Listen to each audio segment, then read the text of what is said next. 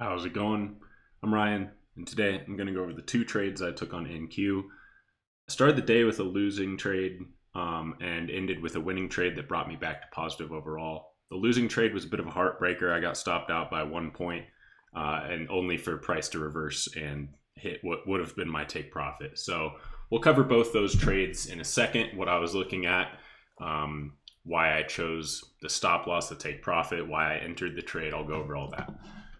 Before we do, and the market is open right now, doing this a little bit earlier than I normally do because I'm leaving for a flight this evening, and we have the FOMC minutes meeting right now, so you see a little dumpage going on. But let's take a look.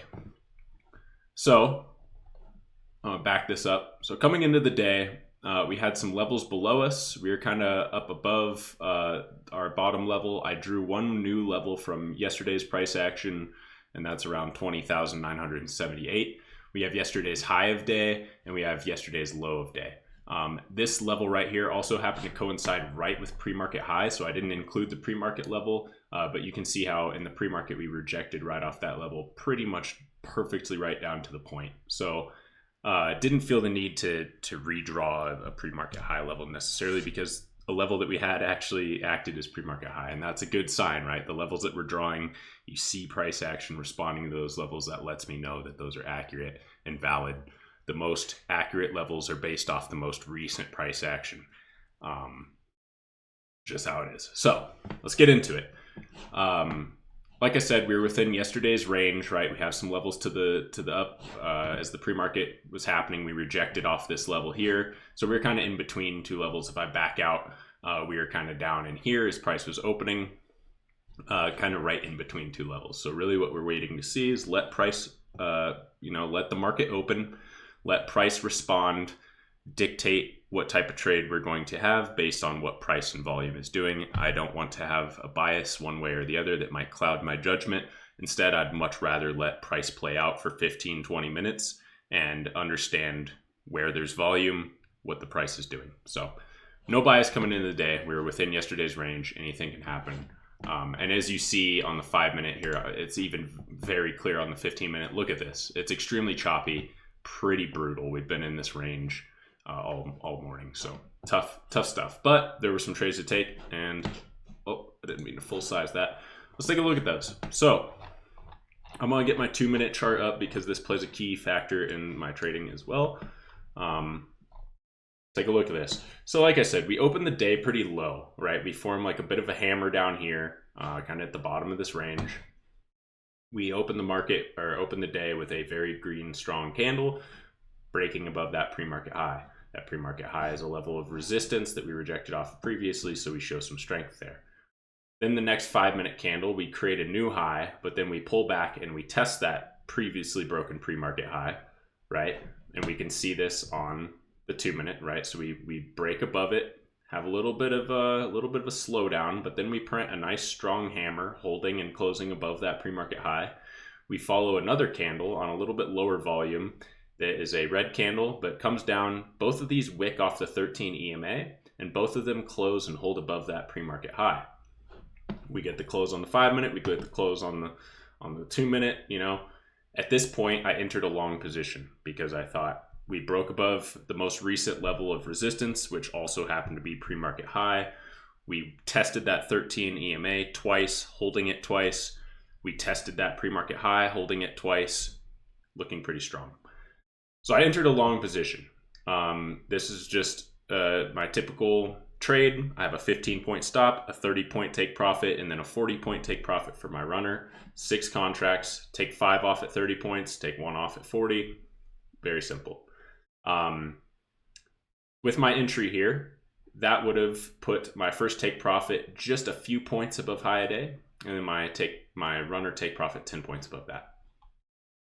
Now, this is kind of the tricky part, and this is what smacked me on this, is that I had my stop loss at 15 points. Now, it's just my default. Whenever I enter a trade, that's kind of the bracket that I use. It's just so I have a basic 2-to-1 risk to reward.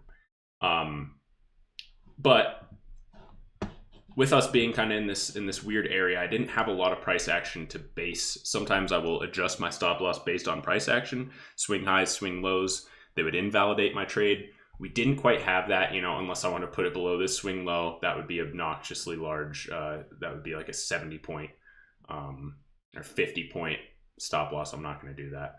The maximum I'll go is 1-to-1 risk to reward because that's not ideal. But if it allows me to have a much higher win percentage, then it works out. So I just left my stop loss at 15 points. Now looking back at this, I could have placed it below these wicks here. That would have given me another 5 or so. That may have been a 20-point stop loss.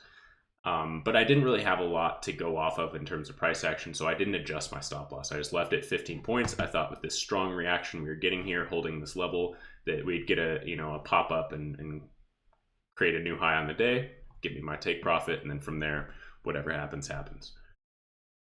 As you can see, and I will zoom in because this is insane. It's just the luck of the draw sometimes.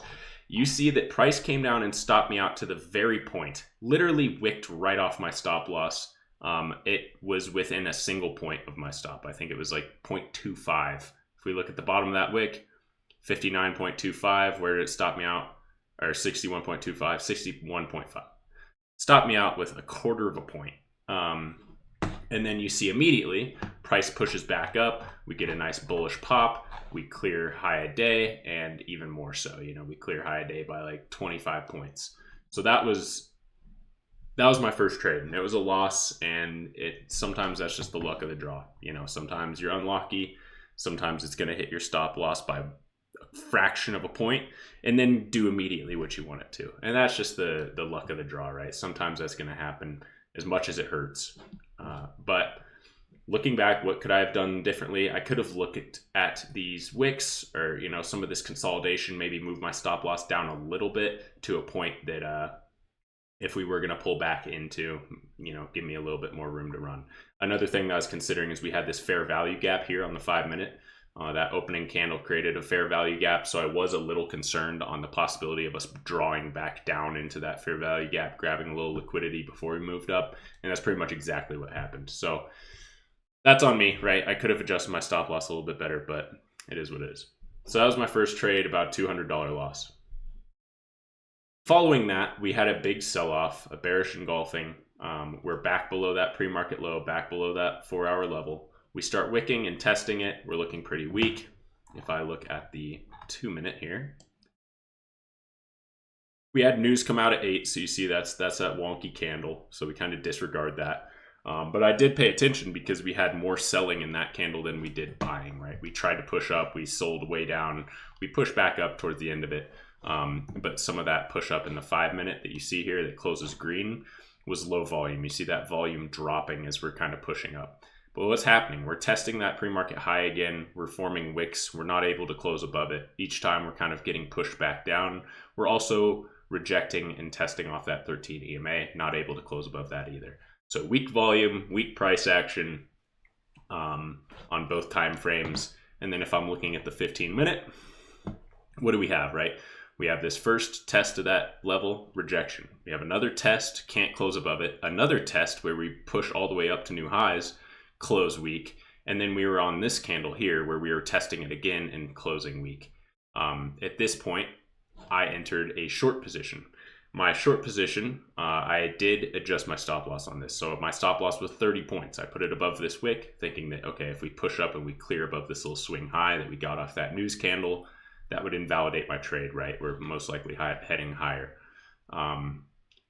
But I also adjusted my take profit. So I moved my take profit all the way down to 40 points, which was near the low of the day. Thinking that, all right, we're looking weak on the 15-minute. We also had the 1 hour. I'll pull up the 1 hour. The 1 hour, we're wicking above that level and closing below it, looking weak.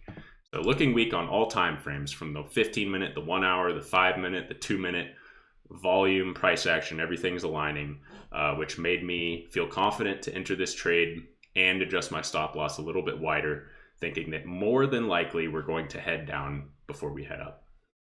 And why did I move my that was why I moved my stop loss. Why did I move my take profit? Because I figured if we're going to reject, where are we going to go? Well, we're probably going to go to the area where we have liquidity.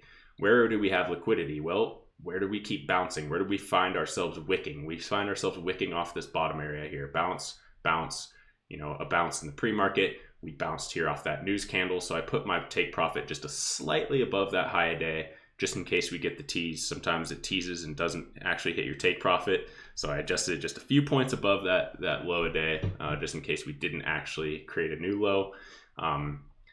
And yeah, not a ton of drawdown, right? Entered here, we had a little bit of drawdown, but then we got a nice red bearish candle, hit my first take profit. You see I sold 5 contracts for $390.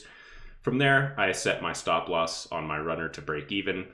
Once we were kind of down here hanging out, I just gradually started moving that stop loss down. We bounced and stopped out my runner for a $31 gain. So just a little under 20 points on the runner. Now, where did I have my runner take profit? Because that was my stop loss. My runner take profit was just above this level. I wanted to see us reject off this level and come down and test the next level. As you see, we're kind of doing here. So I wanted more of this price action. I wanted that. I wanted to just come down and test, and you see we're holding that level now. That's more what I wanted to see.